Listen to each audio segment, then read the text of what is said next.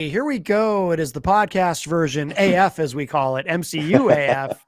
Matt Connarton Unleashed, the online only edition of the show. Today is Thursday, September 25, 2025. And joining me, of course, is Todd Ayer. Hello, Todd. Hey, how are you today, Matt? I say, of course, because I'm used to saying, welcome to Hanging Left. So, of Yeah, course, yeah, yeah. Todd is with me. But Right, right. so if for anyone who's for the uninitiated, if you're not familiar, Todd and I do a podcast together called Hanging Left. But today we were going to do, Jenny and I were going to do Matt Connarton Unleashed, a live podcast edition with Sarah Chudzinski, who I know is under the weather. But you and I, Todd, had a great conversation with Sarah on Hanging Left Absolutely. a number of weeks ago, and of course you're obviously involved in the campaign, Yeah. so it made sense for you to step in her place today, as her voice is not where it needs to be to do something like this. Yeah, So, yeah.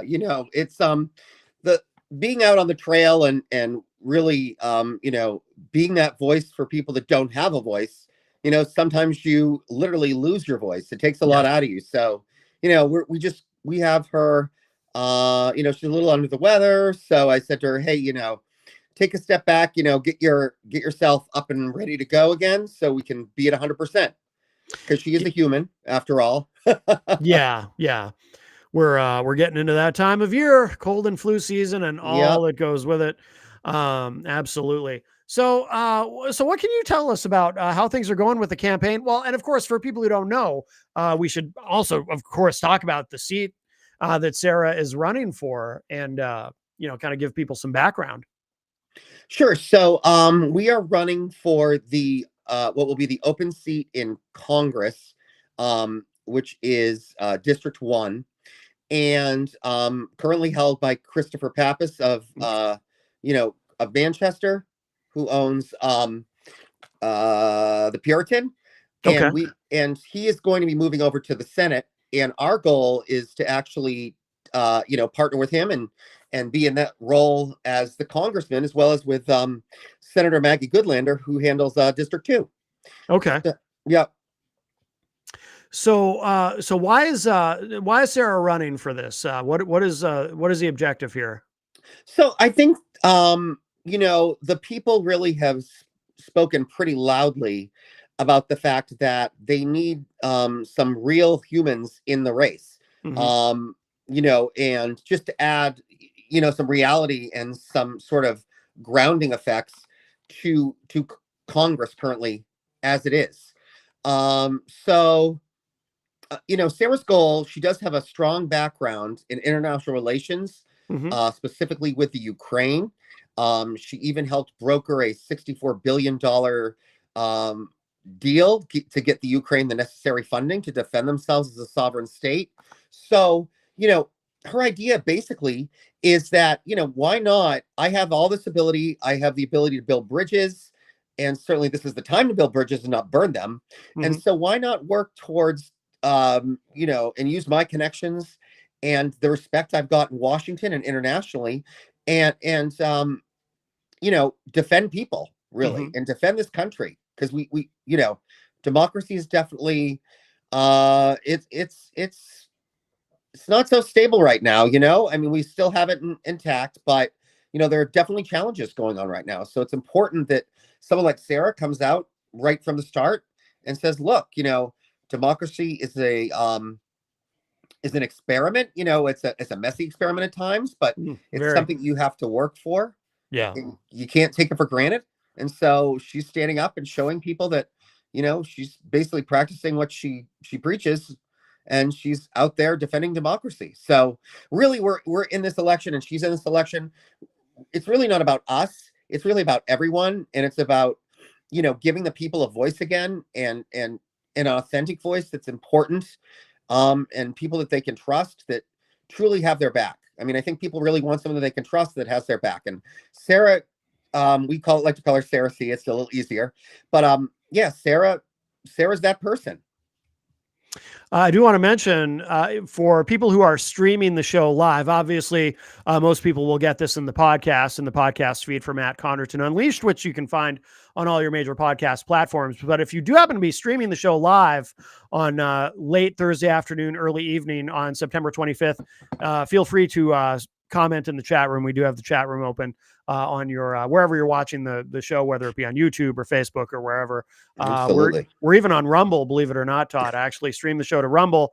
I know that might not be the most receptive audience, but that's part of why I like to stream the show there and on LinkedIn as well. So LinkedIn's Okay. kind of yeah. So I try to make it as available as possible, or perhaps unavoidable would be a better way of putting it. But well, now, Matt, what's great about you always that I really do appreciate, and I'm sure Sarah would share these sentiments. You're really about equity and trying to keep a balance and letting everyone kind of have a voice. yeah. So I think it's important. Like, look, we're not going to fix the things that are happening in this country just by remaining in an echo chamber and not listening to the other viable sides, Yes. and not basically offering anybody that is pro-democracy a seat at the table. Yeah, I think it's important to be very much open to that. So thank you for that. And Sarah is in the chat room and says, "Appreciate Todd speaking for me today. While my voice is MIA, I love my team." Thank you, Sarah. Thank you for This is kind of reversal, right? My voice was the one that was challenged for God knows how long. So we should talk about too. And again, listeners of the Hanging Left podcast obviously are already very familiar with you, Todd. But for people who are not familiar with that show, who might not know you, what is your role in the campaign, and how did this come about? Where you're working with Sarah? Sure, Matt. No, that's a good question. So basically, I am her political director. Not basically, I am her political director. So what that kind of means is it's kind of taken on, it's an organic position. So it kind of takes on things as they need it. But within the field area, anyway, I'm her right-hand person.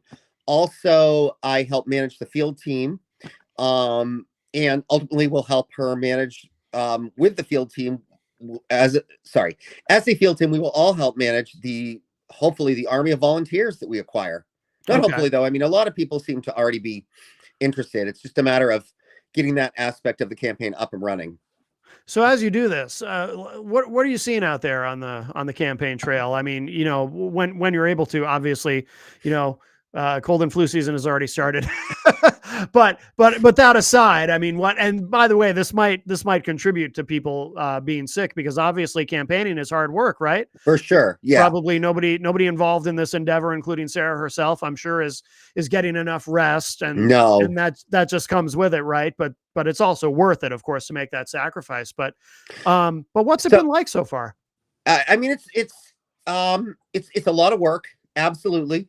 And why I, am definitely focused on this is because I guess I feel like, all of us have roles to play really in the world in general.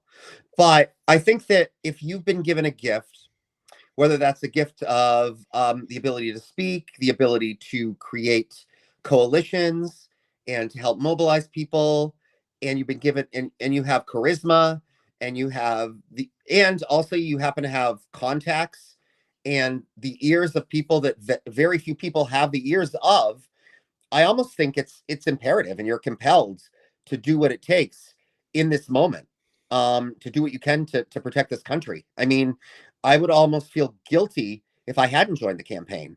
Mm-hmm.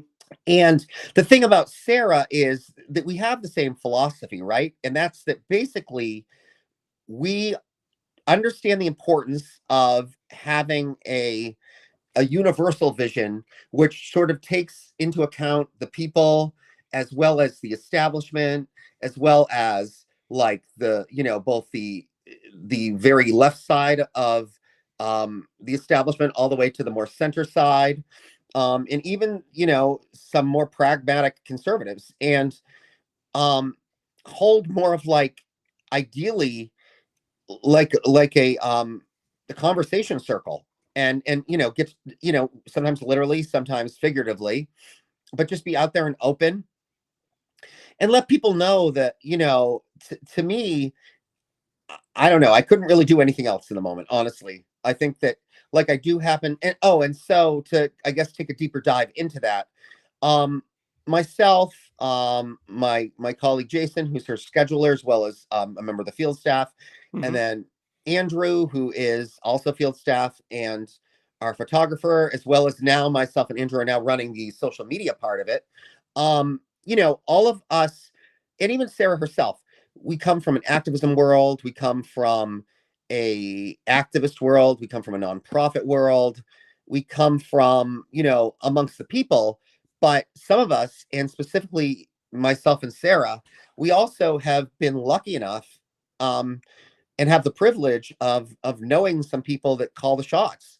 Hmm. So I think that what the people want right now is people that are fighting for them and are having an honest conversation with the people in the establishment, and not shunning them and not beating them up, because I don't think that's going to get us anywhere, but Hmm. definitely holding them to accountability and saying, good enough isn't good enough. And especially when, the threats we're facing right now are internal and serious. And this is not time to, like, take your foot off the pedal. I mean, you really got to hit it hard. Well, how hard is that to navigate? I mean, maybe this is getting a little inside baseball, but like you said, I mean, as far as because yeah, you kind of have to fight. It's almost like in my mind, and again, I'm speaking from the perspective of I've only ever had a lot of opinions and done a lot of bloviating and commenting on politics. I've never worked for a campaign. I've certainly never run for office. So I'm very much asking this question from the outside because I am on the outside in that sense. But you kind of, it's almost like if this were a war, you'd be fighting on two fronts, right? Because you've got ultimately, you're fighting for democracy, right? And you're fighting against the fascism that we're seeing and all of that, right? So you've got that fight, but before you even get to that fight, you've also got the fight of how do you break through when the establishment of the Democratic Party has such a hold on everything, and they, everyone loves an underdog except for those who are directly threatened by the underdog, right? Although, Matt, that's an interesting point you bring up. And I think that there's a little bit of a confusion there. Mm, It's not the time for us to be divided. And so I think that because some of us are, I guess, lucky or maybe unlucky, depending on your perspective, to have the ears of both the centrist establishment as well as the very left progressive, um, you know, that allows us to rally the people. But honestly, we're not. I don't see it as like fighting two fronts. I mm, see it as giving people permission to stand up, and Sarah sees it the same way. I mean, people are just afraid. They're not. They're not wanting to fight. I yeah. mean, people don't know how to. People don't know what works and what doesn't work. And if you're a member of the establishment, and I can only speak, I think, to the New Hampshire establishment. But if you're a member of that establishment, I think we all, like, no one in New Hampshire, as Pappas said very recently in a speech, we are not a pro dictator state. I No. mean, the whole live free or die is all about independence. Oh, it's on our So, license plates and everything. Yeah. right. So you can grab that fire for independence, Yeah. and which just segues very nicely into democracy, and get everybody on the same page. Because, like, you know, yes, okay, there's the Democrats and the Republicans, but there's also the big D, which is democracy. And that's what we're all fighting for, against the other big D, which is dictatorship. That's what we're fighting against. And most people that, look, only about 30% of this population, and that's so 30% will follow him, I would say, once it's all said and done. And then within that 30%, conservatively 15%, but probably closer to like 5% would benefit from this power grab. Hmm. A vast majority of even the people following him, he's just lying to them and feeding them their breads and circuses. But at the end of the day, his plan is, they're disposable too to him. Oh, So absolutely. so it's just important. Look, we can't flip everyone, Right. and it's really it's kind of like this. This is how I look at it, and I think it's how Sarah would probably say it too. Um, it just so happens the Democratic Party right now is the party that's standing up for people, but we support everyone that stands up for people. So Right. at the end of the day, we welcome open dialogue and a little bit of, dissent amongst each other in a positive, healthy way. I mean, Yes. that's what democracy is about. Sarah did say in the chat room, it's not the time to be divided either. We are all in this together. Yeah. I Um, mean, I think, Matt, we're very lucky because New England and definitely New Hampshire, it's one of those places that, you know, for the longest time prior to pre-MAGA, I grew up my whole life not knowing people as Democrat or Republican or independent. I mean, most people actually call themselves independent. And it wasn't a dirty word either, because it didn't necessarily mean like this quasi like hiding of like libertarian, which was a quasi hiding of MAGA. It as, wasn't all as, about that at all. I mean, these people especially were especially in New Hampshire, by the way, which right. has I an mean, unusually high number of right. independents. I Yeah. mean, people were generally independent. Yeah. And people were generally not wanting to get involved in people's personal business. Mm-hmm. I mean, the arguments typically were just like some variations on fiscal responsibility and that kind of thing. And where do we spend the money? Where don't we spend the money? But, I'd never met anyone prior to this current situation that wanted to tear everything down and burn it all down and have some sort of like, you know, sci-fi dictatorship going on here. Right. Right. By the way, Jenny is also in the chat room and says hello. Hi, Jenny. How are you? She wanted to be with us, but she's Of also course. taking a break. So, Okay. yeah, we all need, we all need to unplug sometimes, right? Yep. Gotta think about our health, which I don't always, I also am a victim to, thinking I'm Superman and, Oh, myself included. you And know, it's difficult right now because Sarah is basically asked to be, in some respects, she's asked to kind of it's like a human being asked to play Wonder Woman. Just like mhm. maybe we're people trying to be Superman. But you're right. The reality is we're not superheroes. We don't have superpowers. And so we got to do what we got to do. Right, right. Exactly. So what are you hearing, out on the campaign trail? Like, what are you hearing from It's actually people? pretty pleasantly surprising. I mean, I think most people, so it's a good time to be outside the system. Hmm. And it's a good time to be, I would say, a little more progressive of center, like center, like still under, I would call it a pragmatic progressive. Um, because, you know, progress in the sense that a lowercase p progress where you support change Hmm. and you support moving forward and you support, so not a radicalized definition of progressive like, the alt-right has tried to um mark the Democratic Party with, Yeah, but just they use progressive it as as a in slur. right, as in but it's not. It's about change. Right. Uh, So, but at the end of the day, who really it doesn't, again, it doesn't matter. And there will be some differences, absolutely. But the Democratic Party is a big tent party, mhm. and there is room for everyone. The only, I would say, non-negotiable is democracy. I mean, it's just not negotiable. Well said. Sarah also said, "Can't save the world if you don't get any sleep. We're a team for a reason." Yeah, that's true. Very Although, true. my caffeine addiction might disagree, but Yeah. my caffeine addiction might kill me eventually. I don't know, but Sometimes you're just for, let me tell you from someone that knows, like, look at, the last time I was doing that whole voice thing. yeah, If I'd got my butt in gear and gotten tested for, strep and treated it right away, yeah, I would have had a voice a lot sooner. right, So right. sometimes you have to give in, as much as you don't Yeah, want to. that is absolutely true. Absolutely Plus, true. none of us are good at 50%, right? Like, this is not a 50% level fight. So we're Right. better to say, you know what? We can't give 100% or even 75% right now. So we're going to have to unplug even for a few days, Yeah. because then we can come back in at 100% again. Right. Right. Um, do you want to talk about specific? Actually, let me read this comment. Sarah made another comment, and this might be a good jumping off point for what I was about to ask. As a matter of fact, she said, "We're hearing a lot of people that want policy that actually makes sense. We want change, but not this change. People are concerned and ready to step in to help how they can." So I was about to ask you about policy. As a matter of fact, So yeah, go I ahead. think this is the one thing I think also that's helping bring us all together. Whether you talk to Pappas, Goodlander, Sarah, even some of our opponents in this race. Um, I would say the key word is affordability. Um, and then that is literally partnered in parallel to human rights. Mm-hmm. So even if you have a very socially conscious focus or you have a very economically focus, the two cannot exist in a vacuum. Mm-hmm. They both need each other.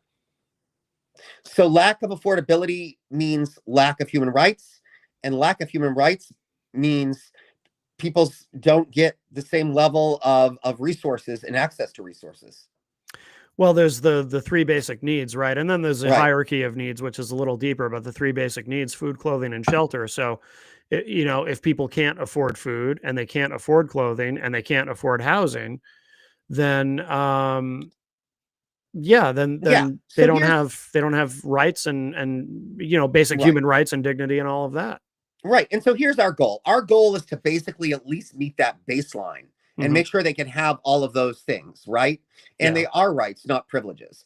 And then once we do that, then we can go in and really start to organically grow the United States and the democracy that we want. Mm-hmm. And there is going to be some exchange of ideas, and there's going to be some arguments, and there's going to be, you know, a level of um, compromise. Mm-hmm. But compromise until this whole situation was not necessarily a dirty word. As a matter of fact, it's almost a necessity.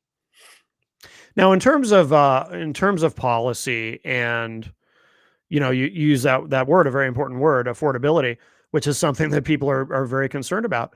I don't know, like I don't know how into the weeds you want to get, because I Whatever want you to know. want. I want to know more, but I also I want to be conscious of. I'm sure you don't want to get out too far ahead of Sarah in terms of No, what she might well, say about anything. So I want to know more, but I also understand and respect that there's only so far you can go as far as specific policy. But sure. But whatever you can tell us. but the other interesting thing about this, Matt, is that like our policies, I don't know how the other campaigns are doing it, but even our policies, we do in like a forum type environment. So Okay. typically what we do, it's primarily, I would say, myself and Jason, and then also her consultant Anthony. We kind of craft what we think are good policies for that makes sense, that and then also are winning policies, Mm-hmm. and then she will go through it and she will make sure that it's Sarah-fied, like it works for Sarah. Right. um which is important. I mean, authenticity is super important. So I don't know, did that answer your question? So I guess back on the whole thing, what do you want to know exactly about what policies, or what would you? Well, so when we're talking about affordability, like Yeah. what are some of the ideas? Because obviously, when we say affordability, we mean we're talking about inflation, we're talking about housing, which is part of inflation, but obviously that there's also separate issues with housing. Are we talking about? I heard an idea floated recently that I would support. Banning private equity, for example, from buying residential housing. I don't know. I mean, are there things like that? I mean, Yeah, anything in for that sure. you can give us? So yeah, absolutely, for sure. So I don't know her stand exactly on the private equity side of things. Yeah. um I do know that we support a universal healthcare system. I do know that we support fair and equitable housing. um the key word of equity versus equality, meaning everything is brought up to a baseline that works for everyone where they're at. So meeting people where they're at, as opposed to like this, no matter what the formula is, there isn't one size fits all, right? So you have to be open to adaptive policies, and Mhm. policies that kind of, which is what makes doing policy so challenging. Yeah, Um, yeah. That's one of the things that and again, speaking as an outsider who's never been involved in a campaign, I would imagine that that's one of the most challenging parts, because you have to craft policy that makes sense, that addresses the problems, but also that can be communicated and articulated to the voters or prospective voters, and then if you win, policy that you can follow through on, because you'll be held right. accountable the next time you run. So I would imagine that that's one of the most absolutely one of the most challenging parts of this. Yeah, I think so. Although I think that there's an interesting um, situation going on here, and that's that what people don't realize, and I think we didn't realize this. I mean, I happen to have worked um, for the directly for the Harris campaign, and I think, sorry, hold on. Yeah, no worries. One of the biggest mistakes that we made, and that's why I now work with a actual campaign and not for the DNC directly, because Mm-hmm. there's a lot more autonomy and a lot more ability to like be yourself. But anyway, so I'd rather work with establishment rather than be part of the establishment. Sure, sure. But anyway, what was I saying? Oh, so I think it's kind of going back to your analogy of Maslow's hierarchy of needs, right? I think it's unfair to ask people that haven't reached levels 1 and 2, which is, subsistence slash baseline survival, and then just living, to then sit and pontificate about these higher level things that myself and Sarah and Jason and all the rest of us Politico junkies talk about, right? And it's also sort of silly and kind of naive to think that we can convince people on these like abstract, sort of like idealistic things to support us. Mm-hmm.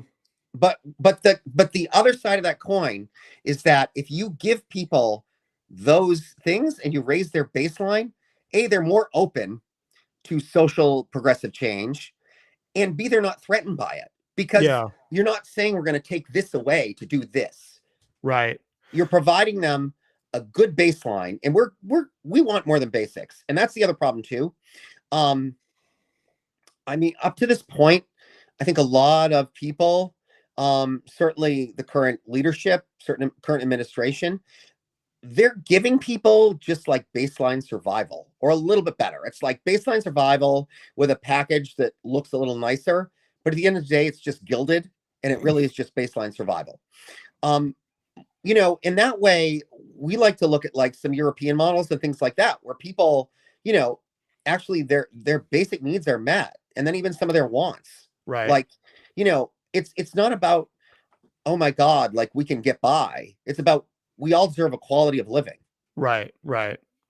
Sarah commented in the chat room too, again, regarding policy. We are working with community leaders to put together policy that's not pie in the sky, things that actually make sense and can be put into action to make a difference. Yeah, that's a good point that she brings up, and I'm sorry, I should have remembered that too as well.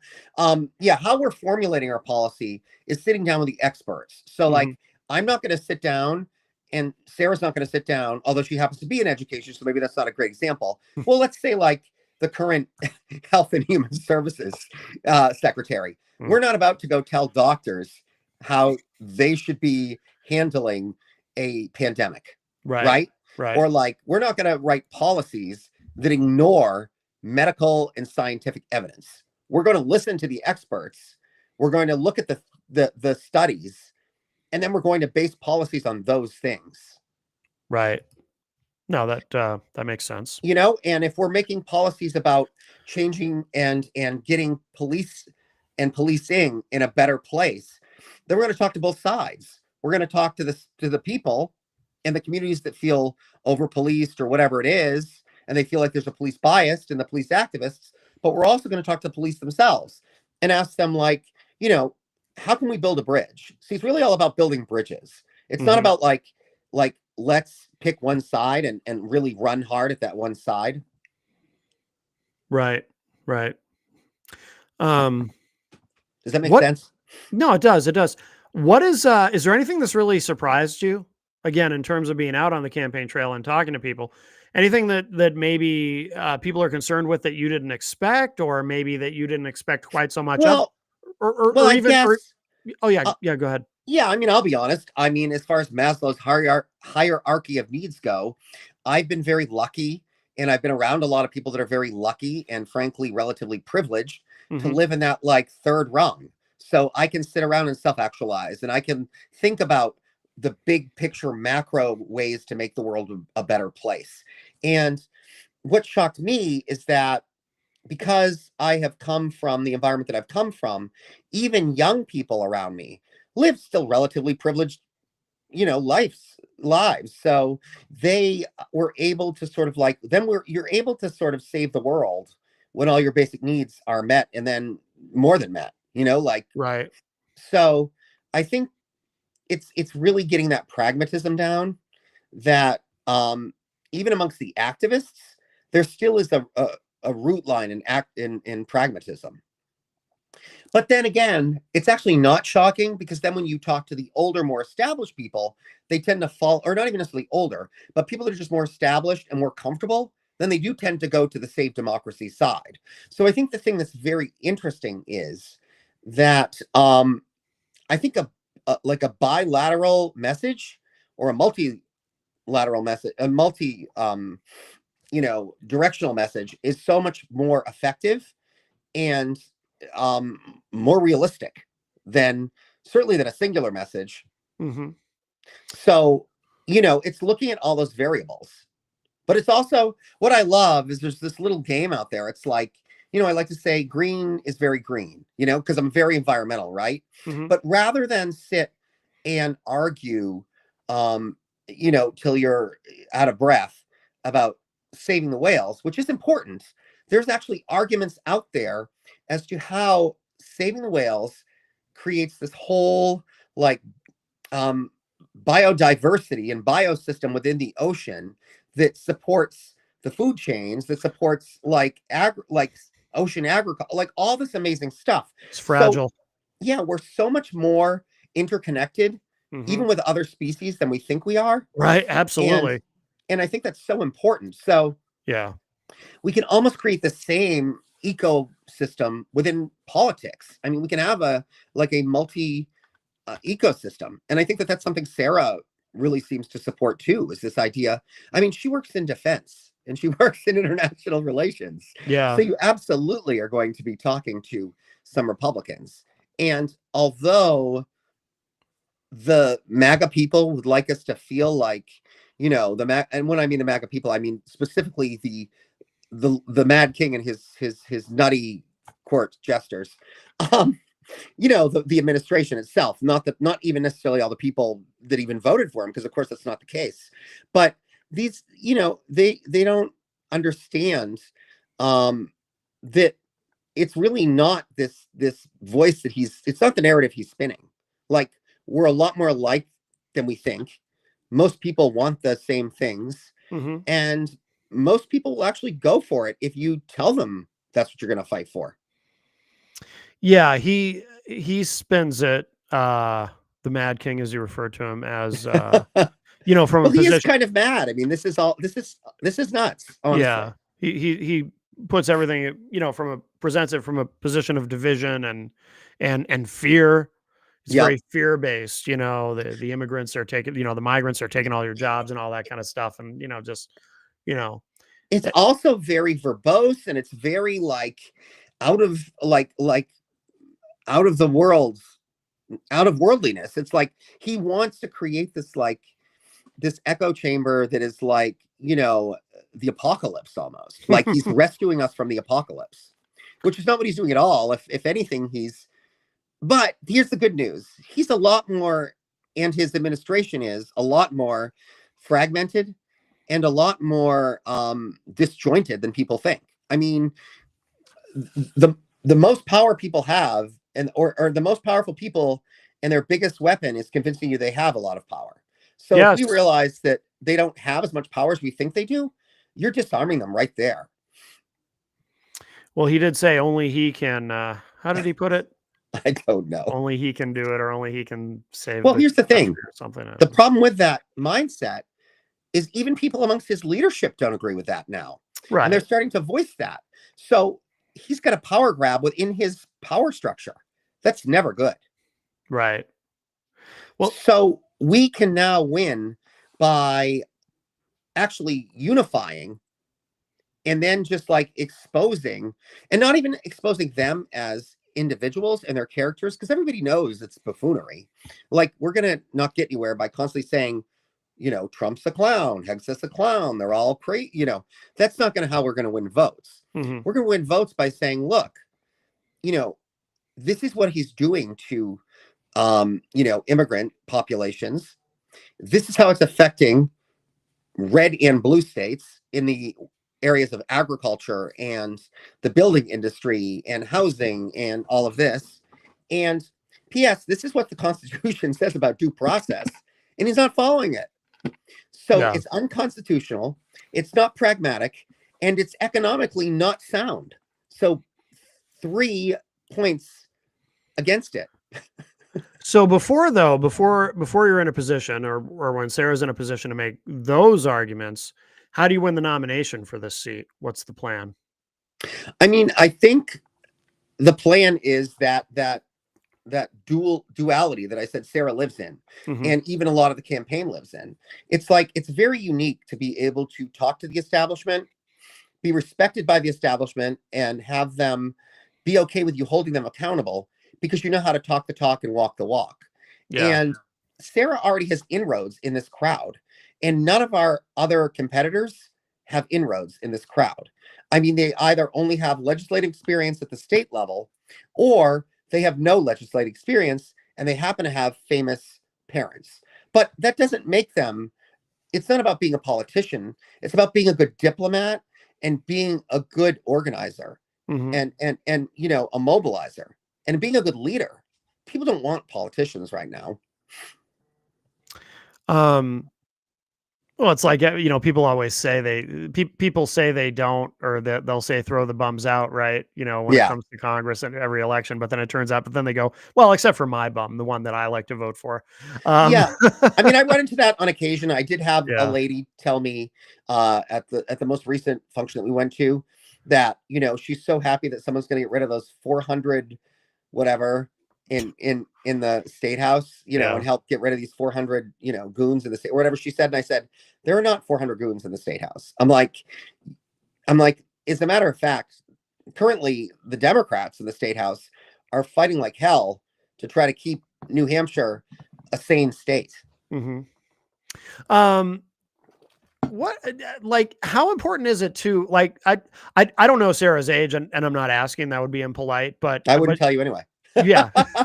But she seems, she seems to be a young woman. How important is that? Because I feel like, just from my perspective, and again, speaking as an outsider, but as a registered Democrat, and you've heard me say it before, I've said it on our podcast, Hanging Left.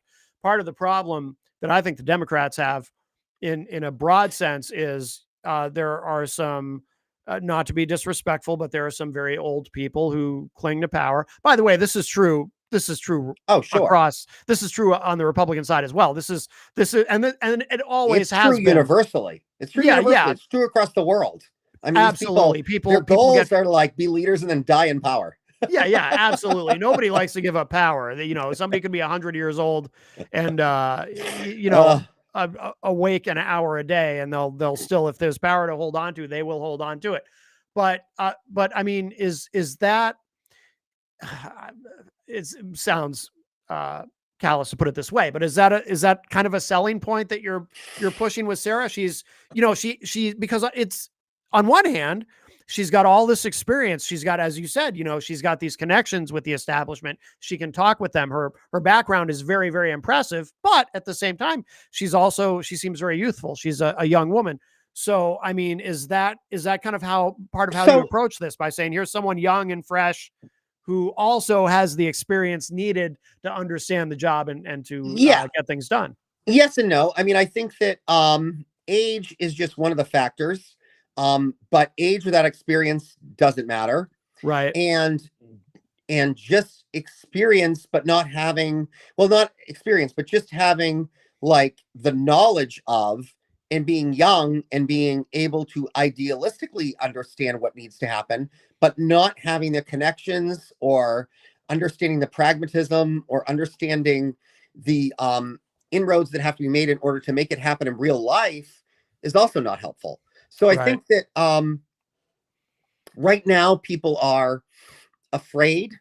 They, you know, especially on the more left side of things, they're afraid of the establishment, and they think that, you know, everybody in the establishment just wants to just hold on to their power. Hmm. Um, you know, but they should be careful not to 100%. Um, you know, I think it depends on the individual. This is what I would say. It depends on the individual. It depends on their character, and it depends on their connections. And it is who you know. It is who you Mhm. know for sure, as Yeah. much as it is what you know. I Yeah. mean, what you know does no good if you get to Washington and you're like a brand new babe and you can't get into meet any of the people you need to meet because True. you're so junior, they're not interested in talking to you. True. And that can be a challenge too if you are an outsider. So I suppose if you're a Democrat and you're a progressive, well, I mean, think about No, it. I think that it's how you present it. So Yeah. if you go in there guns a blazing like this like progressive revolutionary, even if that's what you think, Yeah. like you're not going to get anywhere. Like we're not going to change the establishment by like shaming them and by like just constantly like disagreeing with them just to disagree even when Yeah. they do something good. um and I think we need to all get on that page where like two things can be simultaneously true. I mean, you can think that we need a lot of change within the establishment but still understand that that system is, by the very name of it, established, and that some of the things within it work, and that you need a foundation to build up from, as opposed to like, just, I don't think a full on, and I think that if you go in right now and you were to just like, I mean, honestly, it's what Trump's trying to do in his own way, like literally tear everything down and rebuild everything. It's really easy to tear things down. It's super hard to rebuild Hmm. in a sufficient way. So like, you only want to take down the stuff you need to take down. Hmm. Like if you've got some good, like solid, support beams there, you don't want to tear them down so the whole damn house falls. Right. And I think that, some people, especially some of your more junior ends of the establishment, um, I think if you mix that in with some new blood and some progressive blood, that's a great mix where, basically, um, we can learn from each other, right? I mean, the younger, more green people, green as in youth, youthful, whether that's both in experience or age, whatever it is, can learn from the people that went before them and are in their positions and take on more of a mentorship role. And on the flip side, the older people could also stand to listen to some innovative Hmm. and new ways of thinking. And then Yeah. the irony of it is, both people grow. Both people grow. Like Right. in our campaign, um, you know, Sarah and I learned very much from the 20 somethings as much as they learned from us. It's just we teach each other different lessons. That makes sense. Sarah said in the chat, we can walk and chew gum. We are very skilled like that. We can be self reflective and make change happen, but we need to do it all together. Um, yeah, I feel like, I was thinking as we were talking about this too, AOC came to mind. I feel like when AOC first got elected in New York, as a progressive and kind of an outsider, she was not. I feel like from what I can recall, early in her tenure there in Congress, they kind of froze her out. Yeah, that's what they do. You So know, if you don't come across as a threat, which Sarah does not, I mean, they like her. yeah, And even myself, I mean, they like Maggie Goodlander likes me. Like we're pretty good friends. yeah, Pappas likes me. Like even though he knows I'm not as center as he probably is, they're not, and even Sarah's not as center as he probably is. They don't want to throw us out because sure, A, we're listening to them and we're willing to compromise, and B, like, we're supporting them and championing them when they deserve to be championed.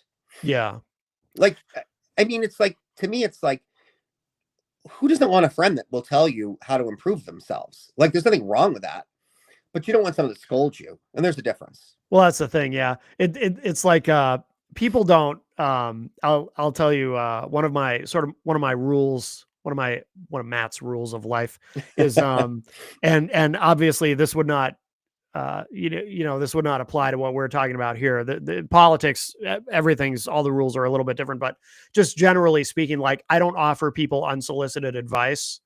If somebody asks me my opinion, I give it to them.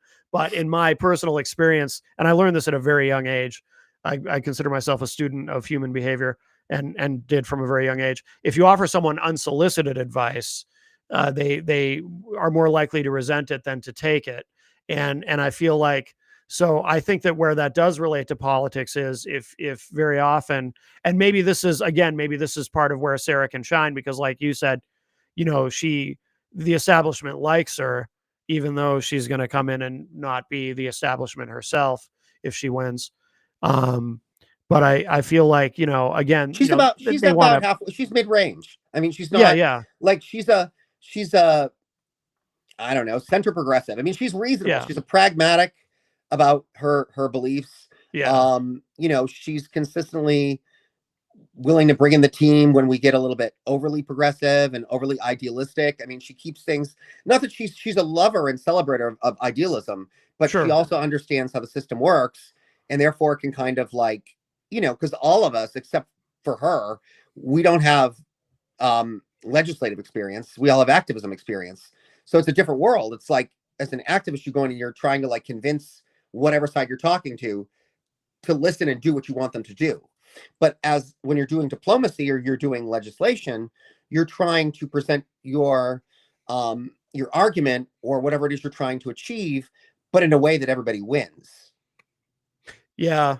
Is it hard for you? I mean, it probably isn't, because you have experience at this. You've been at this a long time, but I am curious. Is it hard for you, or has it ever been hard for you to kind of think of it in that, there's a duality there, right? Because when you're an activist, you're concerned with making change, and, you got to, forgive the tired cliche, but you can't make an omelet without breaking a few eggs, etc. Right. But when you're part of a campaign, you can't think so much that way. You want to be thinking more of, like you said, because you got to be thinking about legislation. If you win, you want to do things where everybody wins. I mean, Or at least is it hard to, everyone that can win, or everyone can win? Right, right. Because we don't necessarily want literally everyone to win, like with the corporations and, no, I mean, billionaires and all that. correct. But is it hard? Is it challenging at all to kind of think of it from both perspectives, or maybe it's not. Maybe I'm um overthinking it. so there's a few things. Yeah, I do think we overthink it, but I've been guilty of overthinking it myself. Okay. It's not a zero-sum game like we think, and I think that's another benefit of getting older, right? Like, you see everything more in grays, Mm-hmm. and it really is a lot more gray than it is black and white. I mean, that's not what Trump wants it to be, or MAGA wants it to be, because that's not the narrative that's winning for them. Right. But people really need to win and want to win. So if you present people only really honestly give you pushback if you're like you said, almost like if you're jamming something down somebody's throat, but you're not even presenting it in a way that makes people like even see any side that they're going to benefit from. You're just telling them it's the moral obligation for them to do it. Well, that doesn't work very well. Yeah, Sarah said in the chat room, the people need to win. I also, I think that part of the problem, and this is obviously, and I'm not telling you anything you don't already know, but part of what you have to try to overcome in this process too, right, is like, how do you get people to understand that you're trying to help them win when they think, because so much of what we see on the right is about division. And you used a phrase that I love. It's not a zero, sometimes we think of these things as a zero sum game, and it's not. And that is something that is so hard to, because I've always believed that nothing about success in life is a zero sum game. Just because someone else has more of something doesn't mean I automatically have less. So, Yeah. for example, just because immigrants are coming into the country and thriving, that doesn't mean that I now Yes. am at some sort of disadvantage, because in reality, if you look at it from a broader perspective, if some of us are doing better, then we're all doing better, right? Again, no, I don't mean the billionaires, No, absolutely. but I mean the really, working class. right. And it really is, you have to kind of look at this from like a social democracy perspective. And if you look at a lot of your parliamentary countries and a lot of countries that do practice social democracy, and it's not socialism, it's social democracy. There is a big difference. Then you basically, everybody can potentially win. Now, except for those trying to stop everybody from winning. That's the caveat. And so, right. Good. but Well here's the said. deal. Yeah. Here's the deal. we're not shy, and we're not pretending that we want the people that want to win at the expense of other people to win at all. We don't. We want them to fail miserably. But most people are only in that world, the vast majority of them, because they've been brainwashed, or they've been lied to, or they're embarrassed and don't want to admit they made a mistake. I mean, there's all kinds of reasons for it, or they're scared.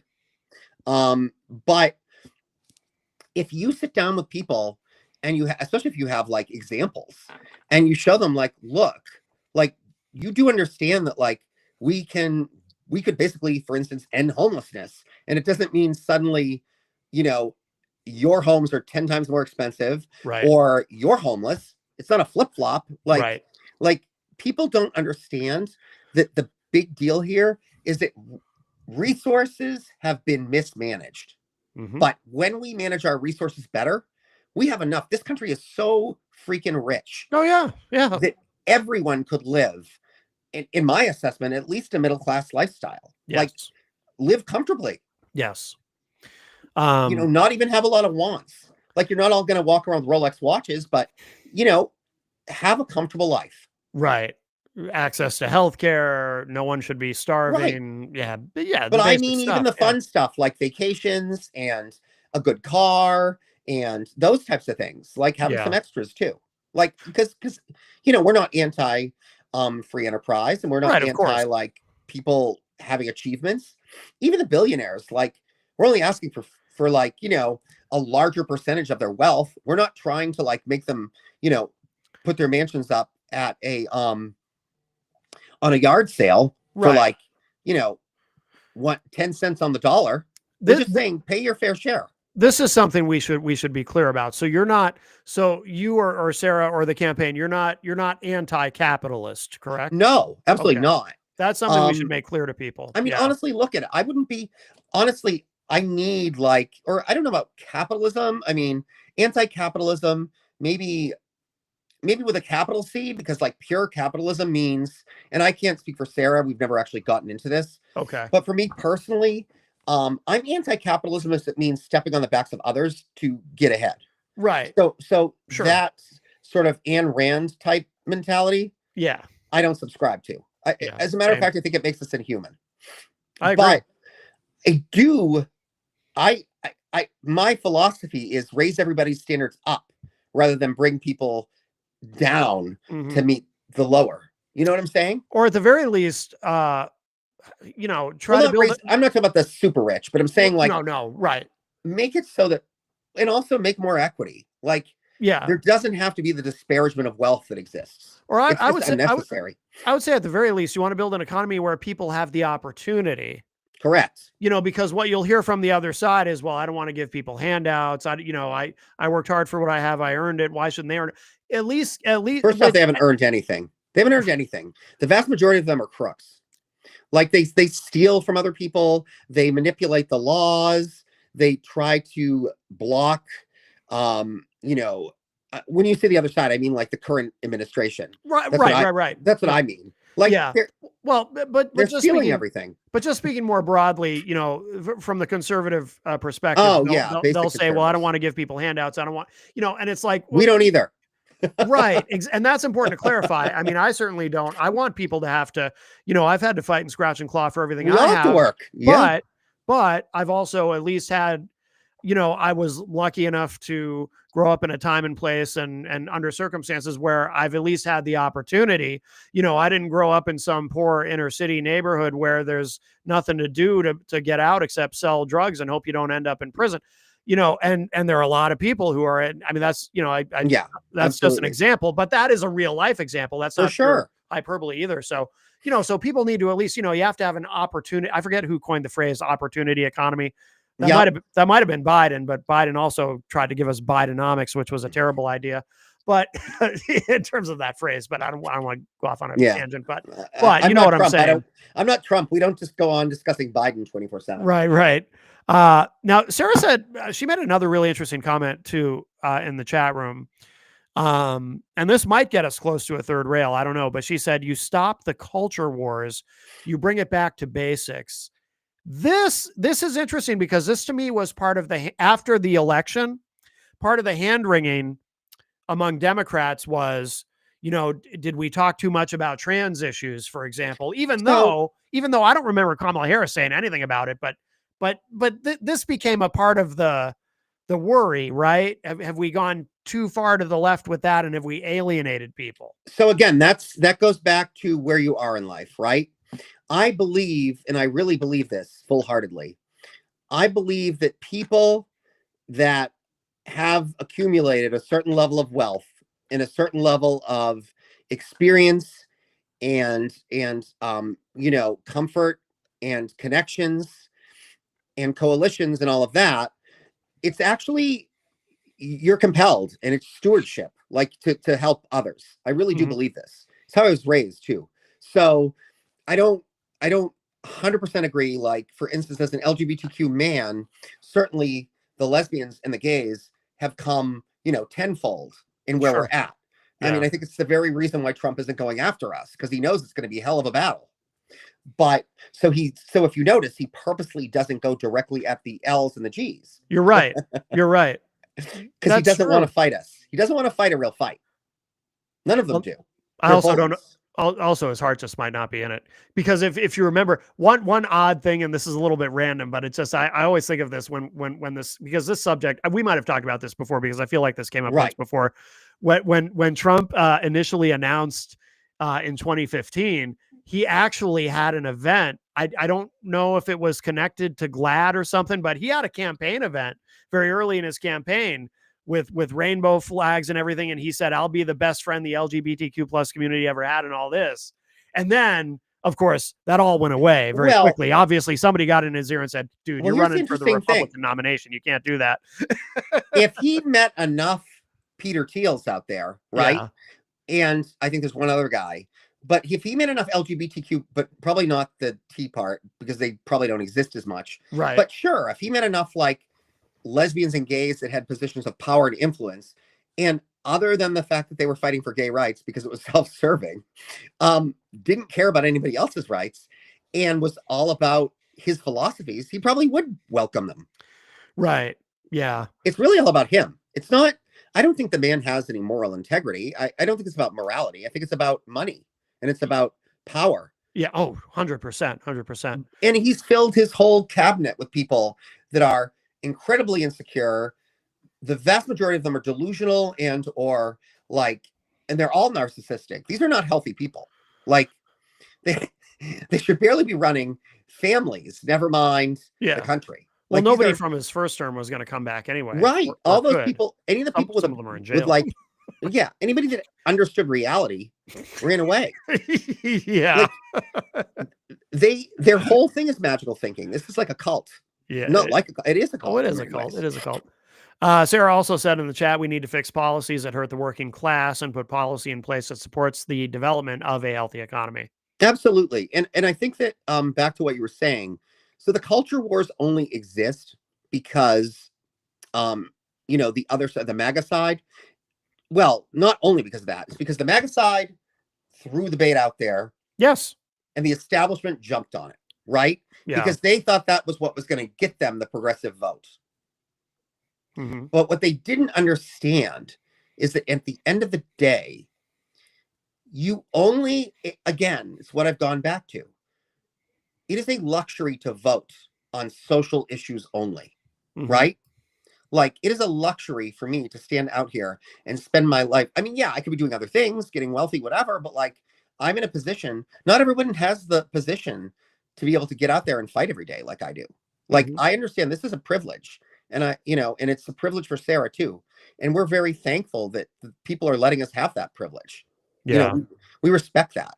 So, but at the same time, it would be unfair for me. And I hate it when my side does this, for us to like, look, if someone's struggling to like make ends meet and work 2 jobs and whatever, like, it's no wonder they don't have time to sit around and like, sip cappuccinos with me and talk about, the nuances of whatever. Sure. 100%. So I think it's all about like I said, it's creating it's Sarah's goal is to create a healthy baseline we save democracy because it's good for the economy and it's good for the world. And in a true democracy, everybody wins except for dictators. And dictators really don't win anyway, ultimately, because they end up self-imploding. So, it's just realism, right? And by the way, that to me is and this is something that I think Democrats need to start saying. What you've laid out there, in my mind, is a pro capitalist message in a lot of ways. Because in order for capitalism to function, you have to have a healthy working class that can actually spend the money that goes into the economy to continue to have a functioning economy. And it's a loop, it's a feedback loop. I You mean, have yes to and have that. no. Yes and no. But like pure capitalism is almost based on like a feudalistic sort of system. Oh, you have to where, have like, it has to be have to regulated. have a lower class. Yeah. And I'm making the argument, and I think Sarah makes the argument too, you actually don't have to have a lower class. Now it's all relative, but like if the lower class is living like a middle to upper middle class person would live equivalent now, who cares? Like, well, I agree. Well, see, to me though, that too, I just look at it a little differently. That I see that what you just said, to me, that's pro-capitalism. Because if you have no lower class, because who would be the lower class is actually also middle class, or maybe lower middle class, or whatever you want to say. The more people who have some degree of hopefully disposable income, the better off the economy is going no, to be. absolutely. That's what I'm saying. This is not. So I guess, I mean, so I guess if pro-success makes us pro-capitalism, then we're pro-capitalism. But I just want to caution that away because, I think that capitalism at this point has been so warped, that it's important. Like capitalism to me, like I don't respect capitalism like currently right now, like with the tech oligarchs who are literally just like kissing the ring of Trump. Especially the ones like Peter Cook who don't even like him. I mean, Tim Cook, who doesn't even like him. Tim Apple, as Trump once called him. Like what good is your power? Trump doesn't even bother to learn the guy's correct name. Right. But Tim Cook these has people to go have and where's your pride? Ring.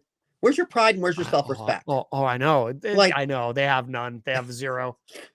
They don't care. It's awful. It's a joke. It is. You're grovelers. You're grovelers. It's pathetic. It's really pathetic.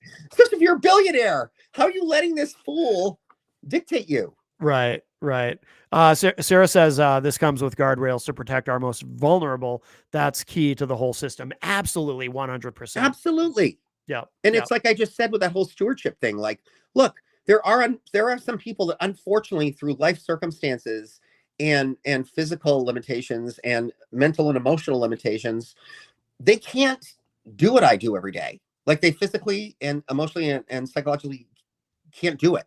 Right. Because they have some kind of condition, some kind of health condition, something. Mm-hmm. And so in that way, I would never want to promote a society that was like saw those people as throwaway. Right. 100%. Todd, I don't want to keep you too much longer. I know you're under the weather and whatnot, and it's okay. We're just over an hour, but I do want to something I want to make sure we get in before we wrap this up, because I'm really interested in learning more. And I know some from when Sarah was with us on the Hanging Left podcast, but can you just on her foreign policy credentials and so forth, and her work in terms of Ukraine? Sure, absolutely. Can you tell us that? She was one of the co-founders of AOC or ACO, I think it's called. So basically, she might have to bump up on that one. I forget the exact acronym, but basically, it's the largest Ukrainian organization. It's the largest American organization, or to help the Ukraine in their various efforts to remain a sovereign state. And defend themselves against tyranny. And then she also, a very interesting project that she worked on was called Battalion, which is basically, it helped, and it was women, and it was both women owned and managed. And what was happening is as the men, typically were going, ACU, the ACU is what it's called. So that's the current one that she works with and things like that. But the Battalion organization is fascinating because what they did was again, it's like it's important that people do whatever they can, and these women like embodied that. So they didn't feel capable, or maybe they weren't capable of going out and fighting, right? Mhm. But they fought in other ways. They documented the war crimes, and they documented the injustice. Oh, D'Italian. um, so yeah. See, now you don't have to fact check me. Perfect. That's easy. But yeah. So anyway, they, and they made sure that Putin or anybody else can't, any negative power can't bury this history, Right. Okay. which is so important. So she Yeah. did that.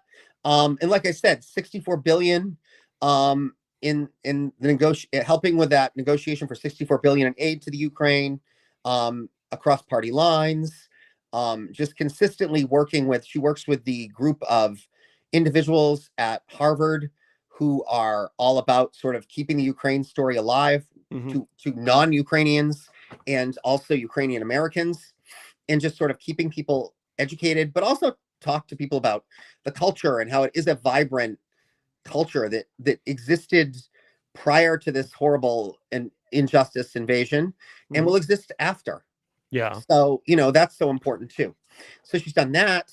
And then sort of her mindset, and one of the things that, I think is that people need to realize is that, look, none of her opponents, for the most part, have that, have the ability to have these kinds of connections where they can basically take those same skill set and use them domestically to help with, for instance, all of the horrific things that ICE is doing to immigrants and things like that, and like defend us against this, this paramilitary militia he's trying to create.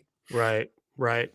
Also, our friend Miriam Banish is in here, and she's a longtime supporter of the show and a great person. Miriam says Todd has said some really good things about the extreme left.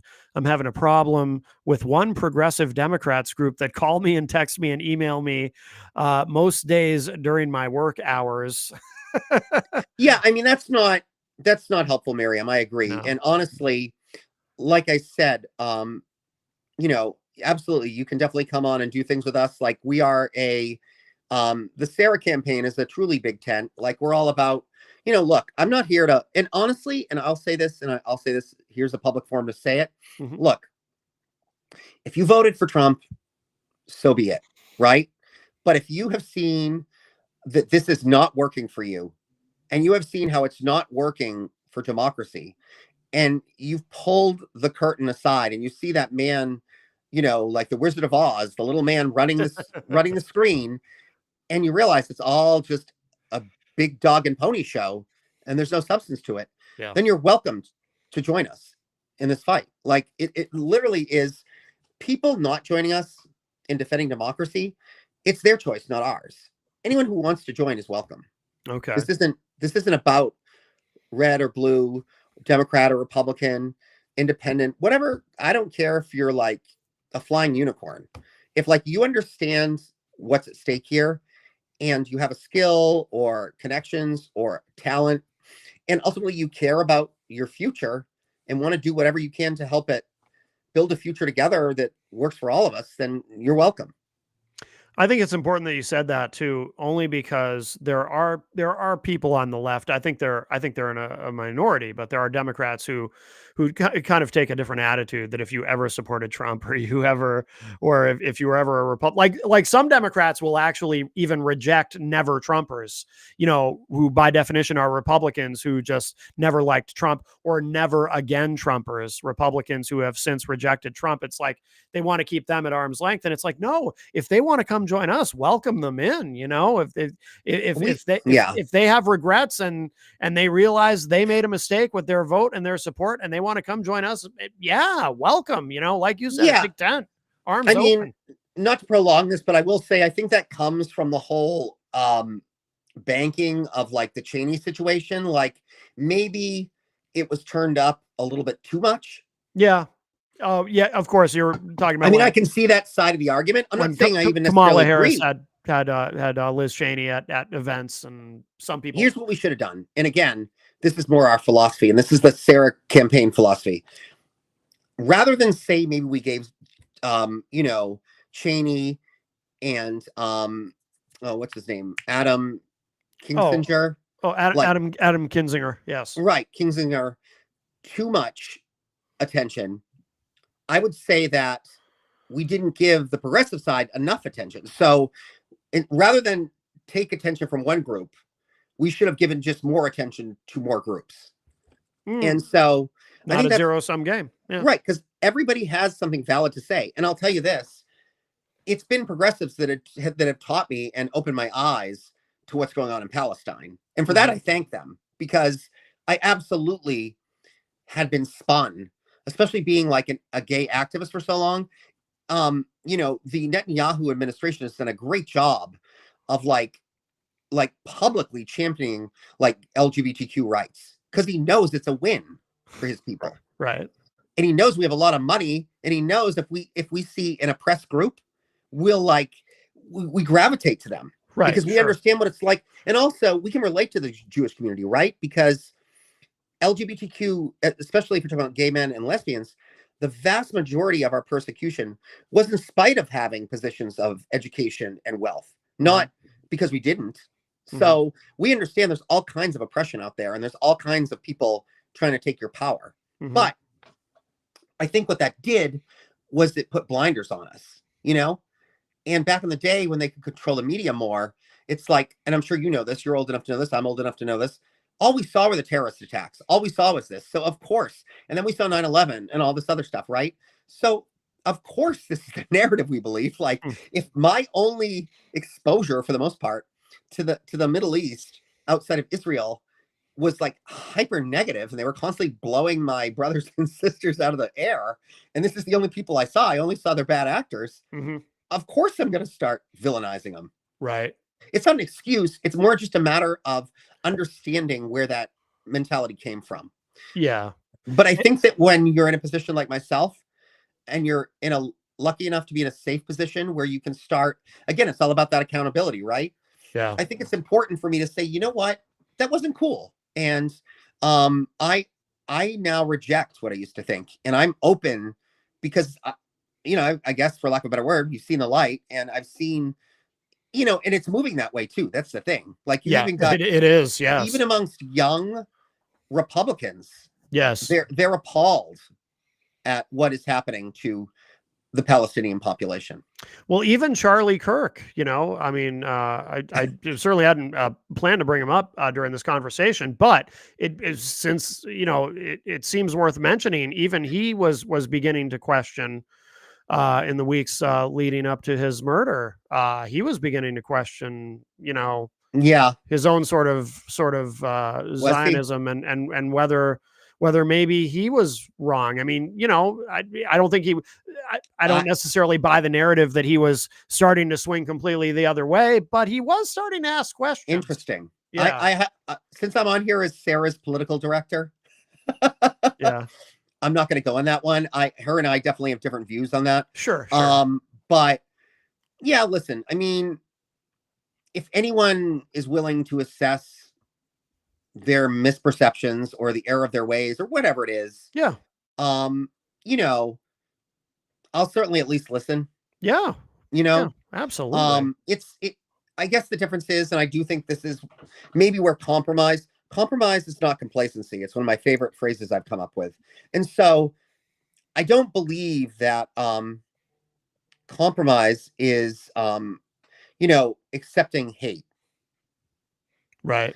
So people that preach hate, I can't really compromise with that. Right. No, I agree. By the way, Miriam says, I'm quite liberal and probably more so now thanks to Trump. But there is only so much hounding on the phone that I can take. Yeah. Yeah, that's understandable, Miriam. So yeah, go ahead, Todd. I do have to, my team is like, which is true. There's the technical aspect of things. So in order to get this to be viable for us to put up on our social medias, yes, I'm going to have to cut us off. I probably should have cut it off earlier. Yeah, yeah. No, we can begin to wrap up. But no, I appreciate you joining us. And obviously, I know you've been under the weather, and Sarah obviously much more under the weather. So before we wrap this up, give us a website, anything else you want us to know about Sarah's campaign, how people can help, whatever it is you want to make sure we know before we let you go. So, Sarah C. 603.com is her website. It is in the midst of a overhaul. Okay. So I don't know the specifics on that, but I know we now have a new team together to work on that. Okay. We switched with that one. But you can follow us on Instagram. You can follow us on Facebook. The Sarah Trzynski. You can go to her link, and then you could also find the political link. But yeah, we're on all of them. We are on YouTube, which is probably what this is going to have to go on because I've talked too long. That's all right. But we're on all of them. Blue Sky, LinkedIn, X, because you have to be. Yep, absolutely. Yeah, 100%. You name it, we're on it. All right. Well, Todd, thank you so much. And what about people who want to find you? Any particular place they should go? I'm on all those same links, You're on all although some of them, like you can find me on Facebook under my name, but some of the other ones I have like various different names. But yeah, and also Hanging Left, YouTube on Hanging Left, as well as the posts that we share on our Facebook pages. Where else are we? I don't know. Where else are we? I'm awful with this part. We're everywhere. We're everywhere too. Everywhere you can find content, there we are. All right. All right. Very good. Well, Todd, thank you so much. And of course, I look forward to the next Hanging Left that we do. Thank you for joining us on Matt Connarton Unleashed. And thank you, Matt, for having us on. I really appreciate this. Absolutely. Thank you to everyone who streamed us live. And of course, everyone else who's getting this in the podcast feed of choice. And don't forget, I'll be live Saturday morning, 9 a.m. to noon. Go to mattconnarton.com/live. You can stream the show from anywhere. We've got some great guests. And Todd, we'll let you go. And thank you so much. Absolutely. Thank you. All right. Bye, everybody.